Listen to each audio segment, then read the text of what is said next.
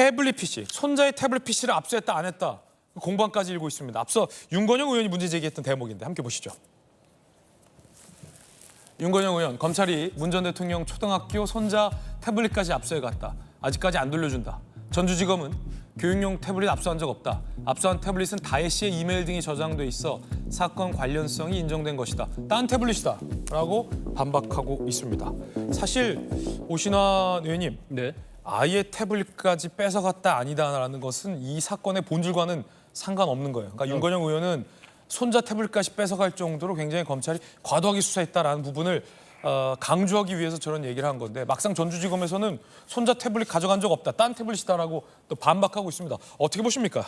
그렇죠. 이게 이제 비본질적인 문제를 자꾸 이제 언급하는 것은 이제 민주당의 초위 친문 의원들이 저렇게 프레임을 짓는 것은 정치 보복의 프레임을 좀 더 강화하기 위해서 국민적인 어떤 감정에 호소하기 위한 그런 측면이 있다 이렇게 보여지고요.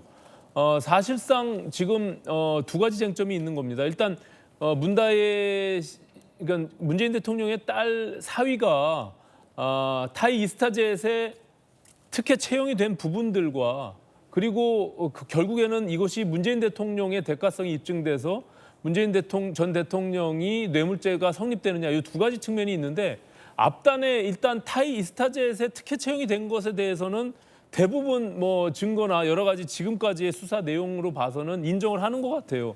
특히 타이 이스타젯이 그 법인 타이 이스타젯의 법인 설립 자체가 2017년도 2월 달에 이루어지는데 이게 2018년도 3월에 이상직 이사장이 중진국 이사장으로 가고 7월 달에 채용이 된단 말이죠. 그러니까 이 일련의 과정들이 사실상 비행기를 한번 이렇게 띄우지도 못한 타이 이스타젯이 과연 왜 만들어졌으며 그리고 전무이사라는 직책 자체가 없는 그 자리를 만들어가면서까지 경력 없는 그 사위를 왜 취업을 시켰느냐. 결과적으로 그 특혜 채용이 문재인 대통령에게 이득을 주기 위한 것이 아니었느냐. 또 중진공 이사장으로 가게 된 것에 대한 대가성이 아니냐.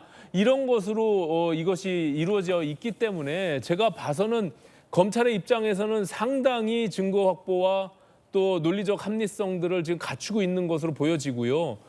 이게 과거 초기에는 사실상 전주지검에서 수사 의지가 있는 것이냐라는 의심이 받을 정도로 사실은 굉장히 좀 더디 수사가 진행됐는데 최근에 그 FIU에 대한 자금 흐름에 있어서도 상당수의 어떤 그 증거를 확보한 것으로 보여집니다. 특히 청와대의 행정관 그리고 춘추관장이 포함된 알 수 없는 의심스러운 자금의 흐름들이 문다혜 씨에게 전달된 것이 많이 확보가 됐잖아요. 돈의 흐름. 그렇습니다. 그러니까 김정숙 전 여사의 그 친구가 5천만 원을 문다혜 씨에게 입금을 하게 되고 그것을 또 현금으로 청와대 관계자들이 인출해서 전달하는 이런 것들이 지금 밝혀져 있는 상황이 아니겠습니까? 그러니까 결과적으로 이런 의심스러운 자금의 흐름들도 과연 어떻게 해서 어디서부터 출처가 돼서 그 돈이 전달이 됐는 것이냐, 그 자금은 어디서부터 나온 것이냐 이런 것까지 모두가 지금